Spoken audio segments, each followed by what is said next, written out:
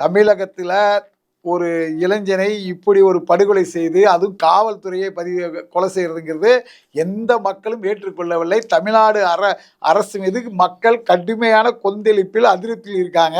இதுல குறிப்பா நாடார் சமுதாயத்துக்குள்ள விஷயம் என்னன்னு கேட்டீங்கன்னா, ஜெயராக்ஸ் பெனிக்ஸ் வழக்கிலும் இன்னும் எங்களுக்கு நீதி கிடைக்கல.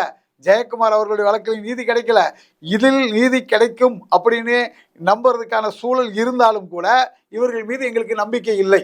அப்படி இருங்க. இப்ப அந்த ஊர்ல பொதுவாக நாடார்கள் கன்னியாகுமரி மாவட்டம், தூத்துக்குடி, திருநெல்வேலி, ராமநாதபுரம், விருதுநகர் இப்படி எடுத்துக்கிட்டோம்னு வைங்களேன். அந்த நீங்க போனீங்களா மடப்புறம், சிவகங்கை மாவட்டம், அங்க நாடார்கள் ஒரு அடர்த்தியாக வாழ்கிறார்களா? நாடார்கள் அமைப்புகள் இருக்கிறதா?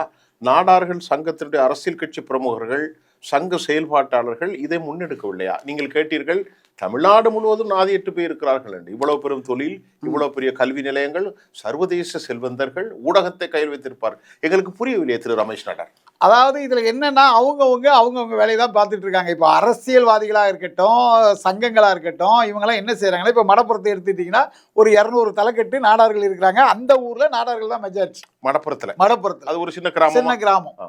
ஒரு சிறிய அந்த கோயிலே நாடார்கள் உறவினருக்கு பாத்தியப்பட்ட கோயில் தான். அது ஐயனார் சொல்றீங்களே? ஆமா, ஐயனாரே பத்திரகாளியம்மன் ரெண்டுமே நாடார்களுக்கு பாத்தியப்பட்டது. இன்னைக்கு அறநிலையத்துறை எடுத்துருச்சு இருக்குது. அதுல என்ன விஷயம் அப்படின்னு கேட்டீங்கன்னா, இந்த நாடார் உறவின் முறை நிர்வாகிகளாக இருக்கட்டும், இந்த நாடார் சங்கங்களாக இருக்கட்டும், இவங்கெல்லாம் அரசுக்கு ஏதோ ஒரு வகையிலே பயப்படுகிறார்கள். அரசுக்கு ஆதரவாக பேசக்கூடிய ஒரு சூழல். இப்ப நீங்க சொன்னீங்களே திமுக நிர்வாகிகள், இவங்கெல்லாம் யாரை வச்சு பேசியிருக்காங்க அப்படின்னா, பணம் கொடுக்கறதுக்கு பேரம் பேசுனது யாருன்னா அந்த உறவின் முறையுடைய நிர்வாகிகள்கிட்ட தான் பேசுறாங்க. அப்படியா? ஆமா, இது ஷாக் நியூஸ்ல உண்மை அதுதான். அதாவது என்ன சார் சொல்றீங்க? எப்போதுமே பாத்தீங்கன்னா ஆளுங்கட்சிக்கு இடைத்தரகர் வேலை பார்ப்பதற்கென்று சமுதாயத்தில் சில அமைப்புகள் இருக்கும்.